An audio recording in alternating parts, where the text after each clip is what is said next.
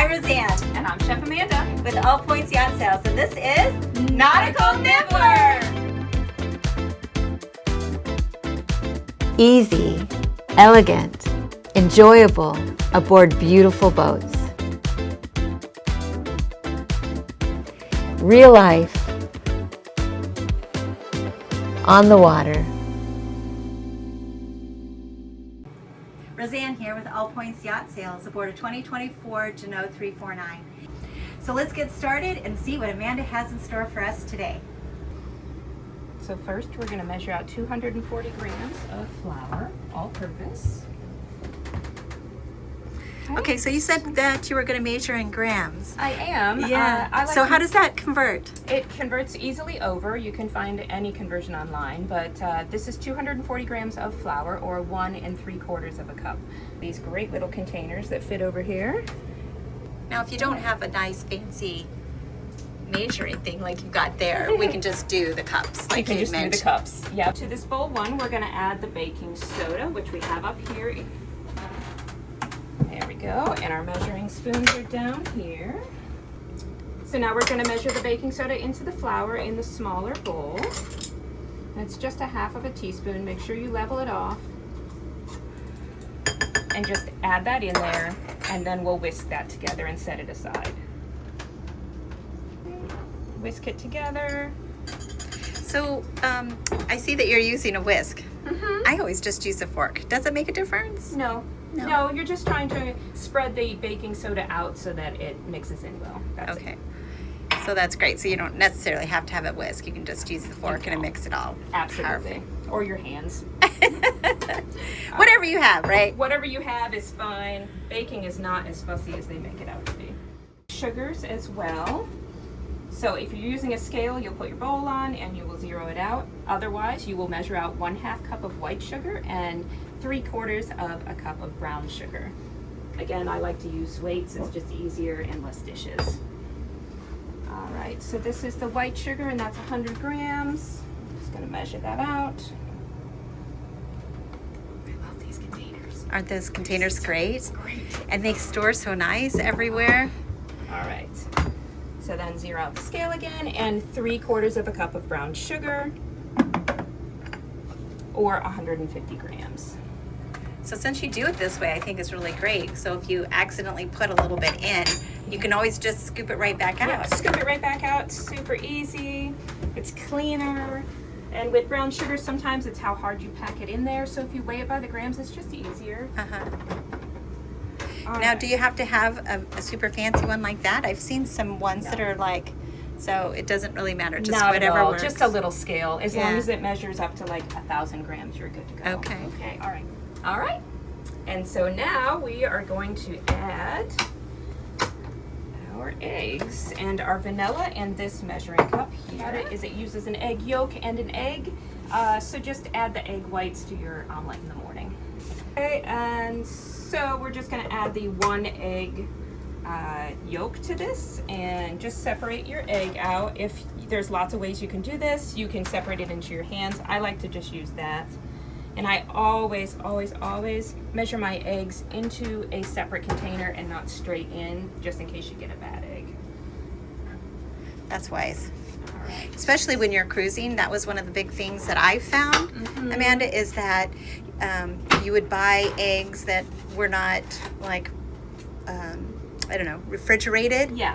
And sometimes you would have 2 or 3 eggs in a dozen that were bad. So it's a great thing just to get used to measuring or, you know, the egg into something else. Exactly. And then you've only wasted 2 eggs and not your entire batch, all of your ingredients. Right. So it's just a safety thing.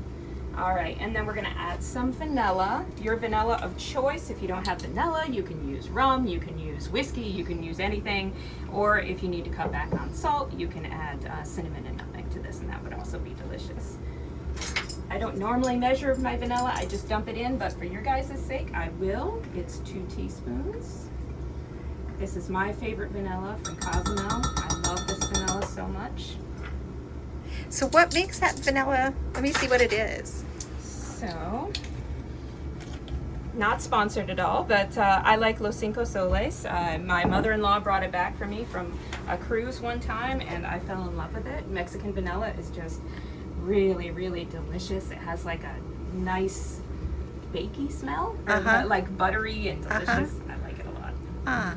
I didn't realize that vanilla, different vanillas had different flavors. Yeah, they do. A lot of people like Madagascar vanilla, but it tends to be very expensive.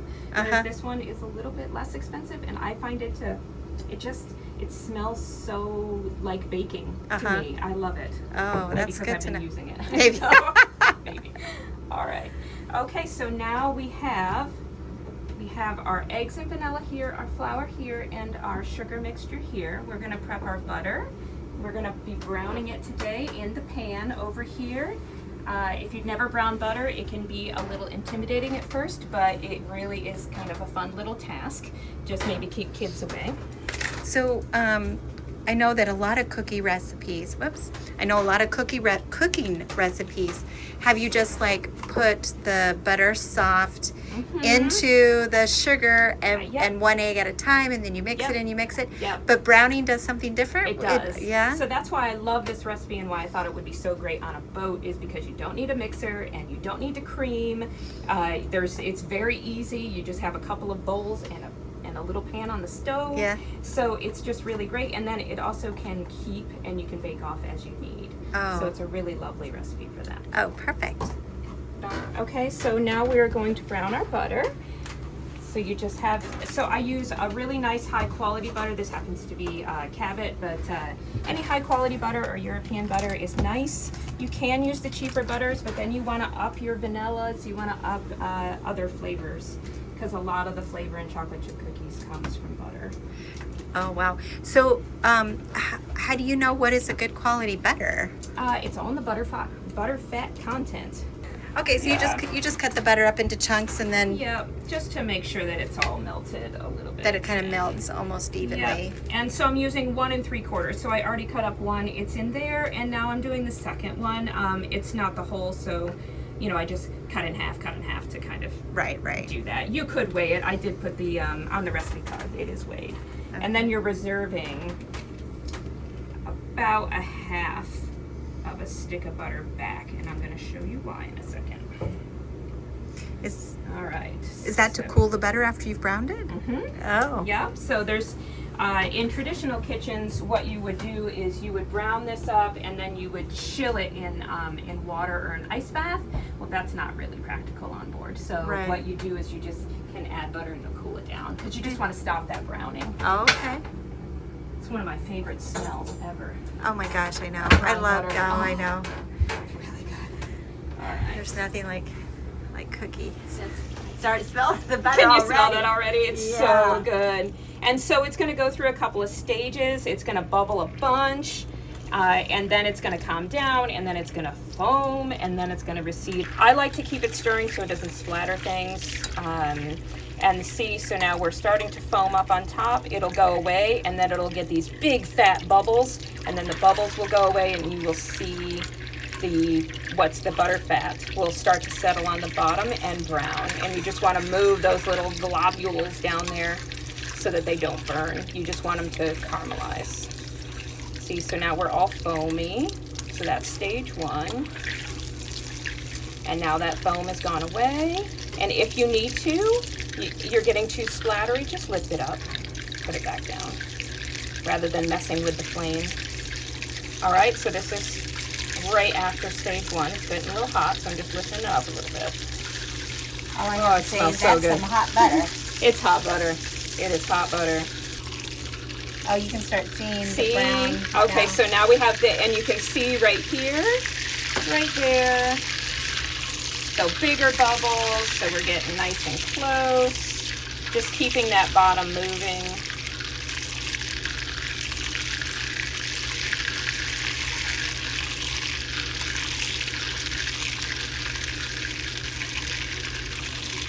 Okay. And just keep going. Don't be afraid. Keep going. Now it's... Yeah, see, now it got quiet. All right, so now we're at stage 2. So see, now we have it. It's going really nicely. We just want to get that nice and toasty and caramely. Gives the cookies a butterscotchy. All right, so now I think we're about as far as we can get it. All right, so there it is.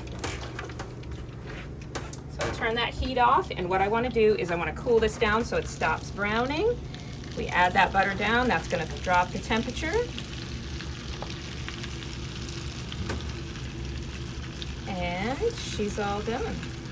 So then it kind of like goes back to the previous stage with all the big bubbles and everything, but you can see that the brown still has stayed there. It's gorgeous. Oh my gosh.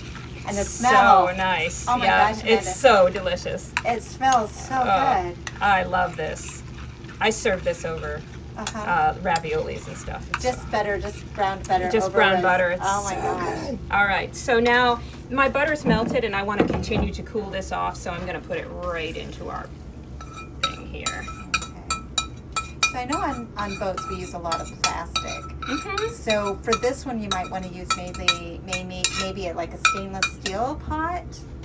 A bowl, something like that. Yeah, because you're going to put that hot butter in. It probably would be cool enough with these sugars, so you'd probably be okay. You'd be okay? Oh, right. Yeah.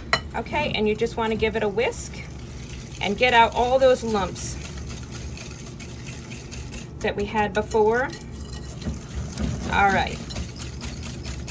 So there's our butter and sugar mixture, and then we're going to add our eggs. So we've got our eggs and vanilla. So I see that you didn't like mix the eggs and vanilla together. That's you can, but we're gonna whisk for about 9 minutes now. Oh, so. wow. Okay, so then it's not gonna matter. Yeah, it's not gonna matter. So, and the sugar has cooled the butter off, so you don't have to worry about like scrambling your eggs or anything. It's great. Okay. So then, just chop it up, and now it's whisking for a long time. But so the procedure is.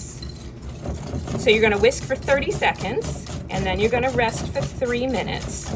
So you can do dishes, you can clean up, you can get a drink of water, and then you're going to come back and you're going to whisk for 30 seconds and rest for 3 minutes. And you want to do that a total of 3 times. And what is the purpose of letting it rest? So it is melting all those sugars, emulsifying, and creating the most delicious cookie in the world. Yeah. I think. So it kind of maybe looks like almost like a caramel. Yep. And it smells so good. Oh, let me tell you, it looks so good. I know that when we'll let that. Okay, we're gonna let that wait. Yep, we're just melting the sugars and emulsifying those in. Very similar to when you cream butter and sugar. We're just doing it in a slightly different way. Oh, okay. Yeah. Cool. So it'll just make the cookies last longer, be moist. All right, so we're just doing our second 30-second whisk. And it's even changed colors a little bit. It has, and it'll get light, yeah. Just like when you're creaming the butter and sugar in your mixer, it'll start to get light. I didn't expect that. Yeah, and I always like to put a towel underneath what I'm working on. You can wet it a little bit and then it won't slip at all. Especially like if you're gonna chop anything, just put a slightly damp towel down and it will keep it from slipping around. Oh, that's good to know. Yeah.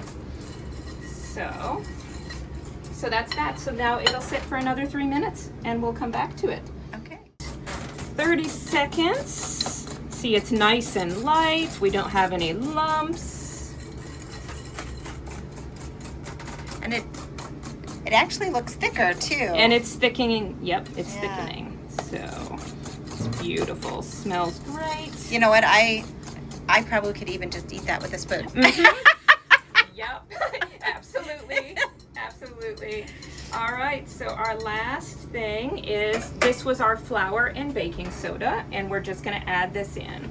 Now, flour has, especially wheat flour, you're playing with gluten, and we're making something that we want to be tender.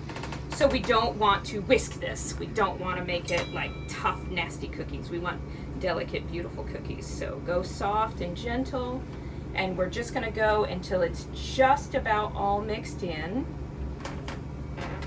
Well, I didn't know that you should go soft. Once you add that flour, you don't, unless you're making bread or something that you want to be tough, then you want to be very gentle. And I'm just kind of mixing and folding. See, mixing and folding, scraping down the edges, and we're just about there. And now this is the point in which I want you to taste it if you're comfortable eating raw egg. Not everybody is, and that's fine. Well, I certainly am.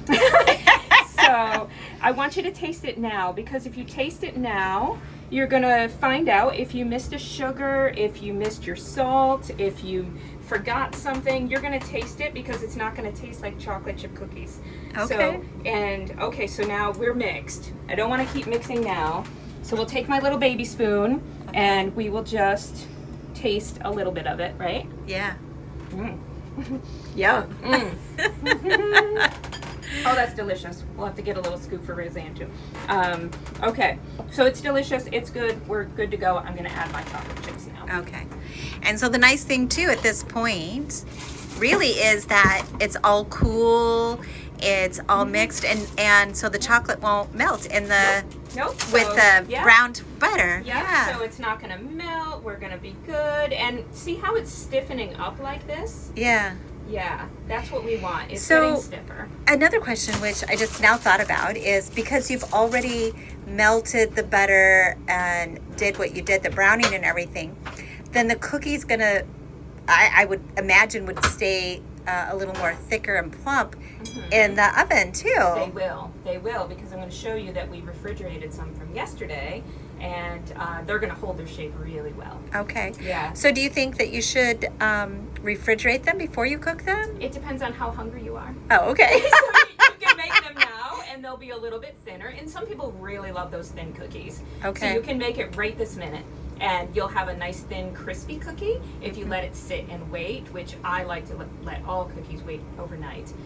You let it sit and wait, you're going to get a plumper one with like maybe crispier edges and like those nice gooey centers. Oh, wow. That's good to know. I didn't know that. Search out that measuring spoon. Ugh. Is that a cup? Yeah. And it's really great because all of our utensils, especially on a boat, they all kind of nest together. And They do. Let me show you the rest of them. Hold on. Yeah. Roseanne has this great.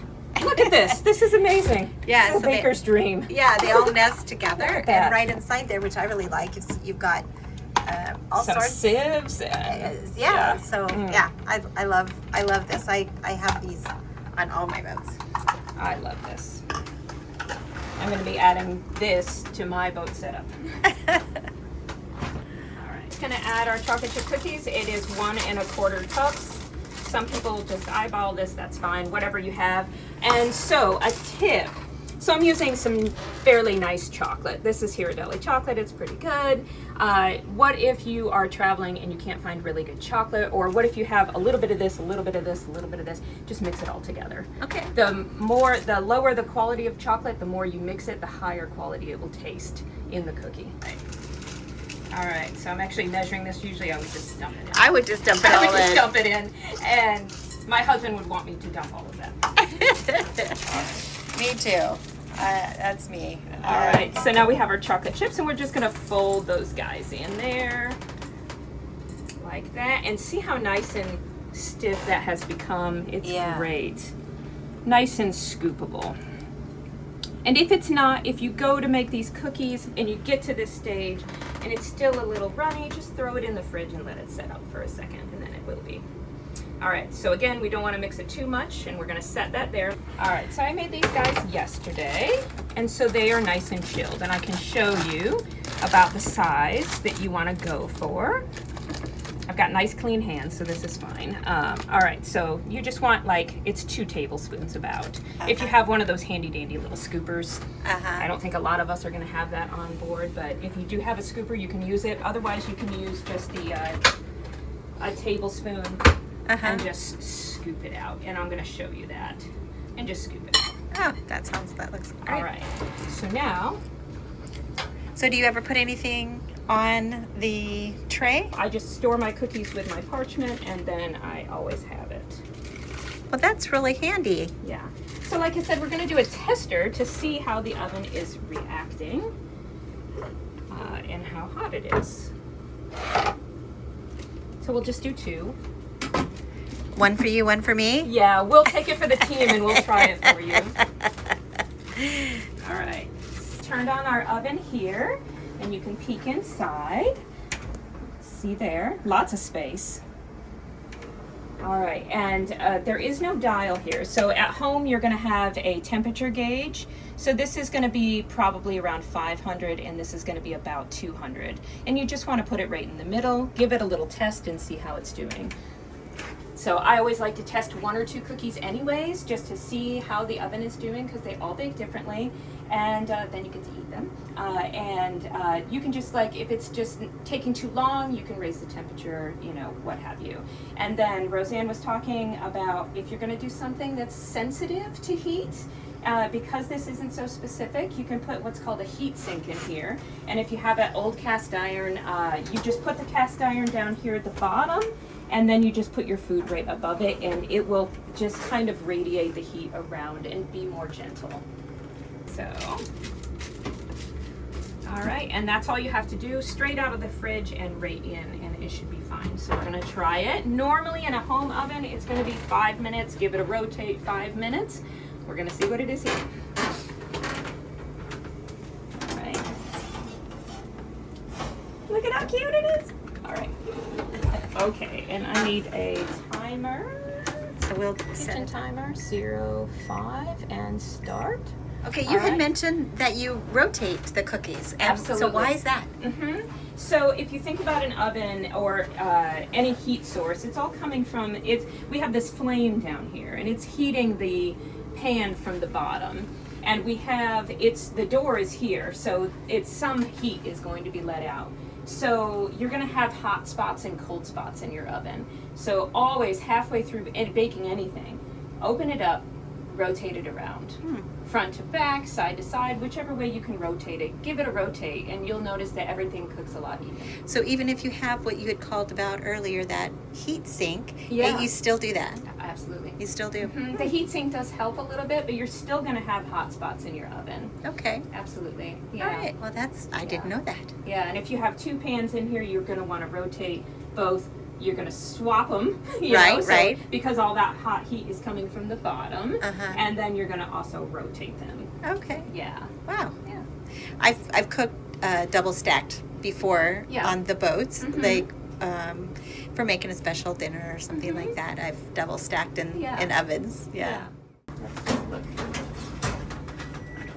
Well, there we go. What All great right. timing you had. Yes. I feel like I smell it, and it was Yes. exactly 5 minutes. All right, Wow. so it's starting to go. We're doing well. I just smelled something, so I just checked it. And I think I might move it up a little. So this has these 3 little settings here. And just, let me show you that. So I just moved it up a little bit, so it's a little bit more away from that heat. And then we're good to go. All right, and we'll set it for another 5 minutes. I can tell already it's going to take longer than that, but we will do it anyways. All right, so you have mixed your cookies, and look at that. See how it's set right up? It's nice and thick. Nice and thick. And now all you're going to do is you can scoop this, and you can put it onto the sheet pan and put it right in your oven if you want it right now. Yeah. The cookies will be thinner. Or you can I put it into these little containers. Probably on board you would have a plastic one. Yeah. Just put them in these little containers and put them in the fridge overnight, and you're good to go. You can also freeze them for up to 30 days. Wow. And So would you maybe put them in the freezer in Ziploc bags or something? So first I chill them. Okay. Once they're chilled, then I put them in the Ziploc, so they're loose. Okay. Yeah, and we call them cookie slugs. And yeah, Okay. Yeah, and then you just take out 2 cookies when you want cookies, and you just bake off 2 cookies, and then they're fresh. Oh, that's so nice. It's a lot easier to store things in your, in your cold like that than it is on the countertop. Oh, yeah. And then you don't eat as many. Maybe not. Maybe not. I don't know. Maybe not, I think maybe I'd be not. cooking them every day. Yeah. But so It's a you fresh cookie. you cook them in the freezer. Is that, I meant you stored them in the freezer. Is that what you said? I usually do, only because I like to always have them in the freezer because if I have guests, I can have these done in 20 minutes. Oh, wow. And then I have fresh cookies. So, and you just do that to be fancier, and you just want about the same size. You don't have to be hyper specific about this. You can be if you want. I don't. There we go. And we just do that, and you can go back.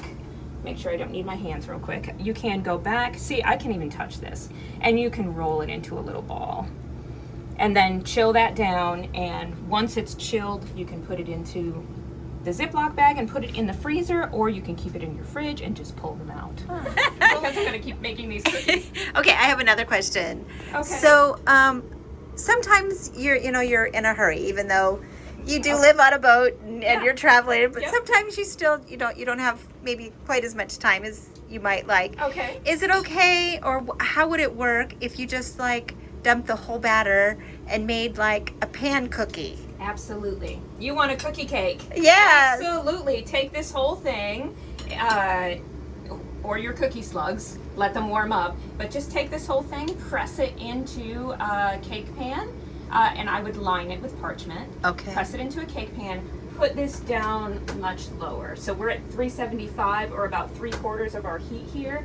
You want to go much lower, so 325, 350. Okay. And just bake it lower. So the smaller the item, the higher the temperature. The larger the item, the lower the temperature. Okay. When you're baking. Okay. Yeah. That's good to know. Yeah, so check this out. So we have chocolate chip cookies. Look at that. Oh man, look at All right. Perfect. Yes. Oh, yummy. So yummy. How long until I can eat one? Very soon, I promise. All right, I'm sparked. Oh, yay! It's time to have cookies. Yummy. All right. How beautiful is this? All right. Okay, tea time with cookies. All right, and Roseanne's gonna try first. Okay. I'm gonna try one first. All right. Oh, hold on. Hold on. It's gonna break apart. It's so warm. Oh, there we go. Yummy. Here we are. Yum. All right, here. Ready? And there she is. Yummy. Oh my gosh. Oh my gosh, they're so good. Every crumb. All right. Okay, we have decided it's much better outside, on the water, on the boat. 100%. So delicious. Okay, if you want us to come and bake on your boat, just give us a holler, make us a little note in the comments. So we'll see you. Thanks for joining us. Bye-bye. Bye-bye.